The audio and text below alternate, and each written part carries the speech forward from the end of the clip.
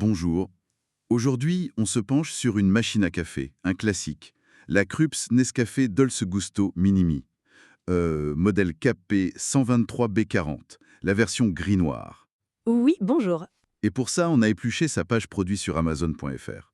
Donc, les specs techniques, mais aussi, et c'est ça qui nous intéresse, les avis des gens qui l'ont acheté. Exactement. L'idée, c'est de voir un peu ce qu'elle a dans le ventre, au-delà de la fiche technique. Tout à fait. Alors, pour commencer, c'est une machine à capsule automatique. Son point fort, c'est d'être compacte. Ah oui, c'est-à-dire... Elle fait moins de 10 cm de large, à peu près 30 de haut, et elle pèse un peu moins de 3 kilos. D'accord, Donc facile à poser un peu partout. Et elle est en plastique ABS, un plastique assez courant, solide. ok. Et le réservoir d'eau? 0,8 litres. C'est... c'est pas immense, on y reviendra peut-être.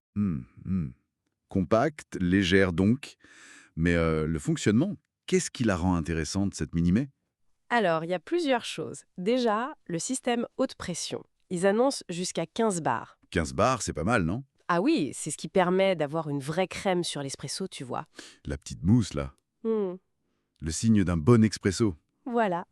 Et puis il y a la fonction Play and Select. C'est, en gros, tu règles un curseur sur la machine, Ah oui, je vois le truc. selon ce qui est marqué sur la capsule, et hop, elle met la bonne quantité d'eau. C'est assez pratique. Oui, ça évite de se retrouver avec un café trop allongé ou rikiki. C'est ça.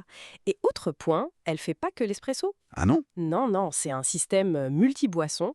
Il parle de plus de 40 options. Carrément, 40. Oui. Expresso, lungo, cappuccino, mais aussi chocolat, thé et même des boissons froides. Ah oui, d'accord. Et les capsules, elles ont quelque chose de spécial? Elles sont dites intelligentes.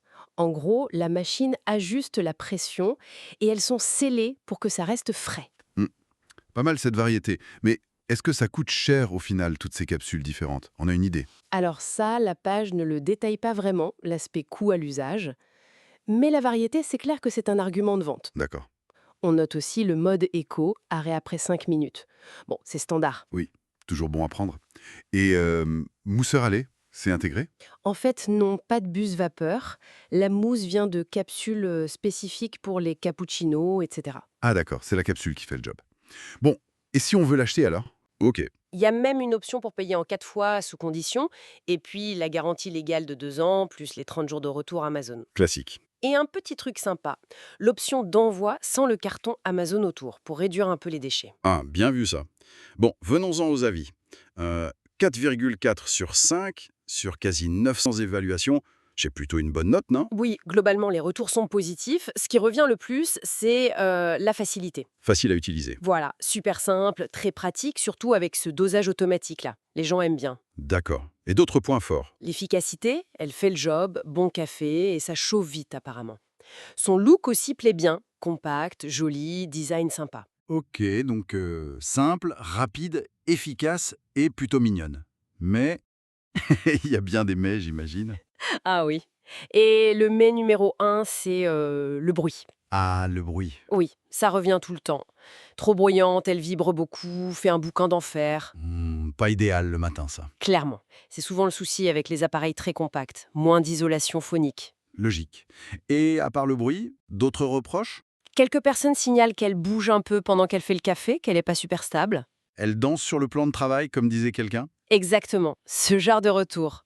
Et des cas de produits arrivés abîmés, genre le réservoir fêlé. Ah ouais, quand même. Et puis la taille du réservoir, 0,8 litres, certains trouvent ça un peu juste s'ils boivent beaucoup de café. Mais oui, si t'enchaînes 3 grands cafés, il est vide, quoi. C'est ça, clairement, elle n'est pas faite pour une utilisation super intensive, genre plus de 10 cafés par jour. Donc, bien pour une ou deux personnes, mais pas pour une coloc ou un bureau. Voilà, c'est l'idée.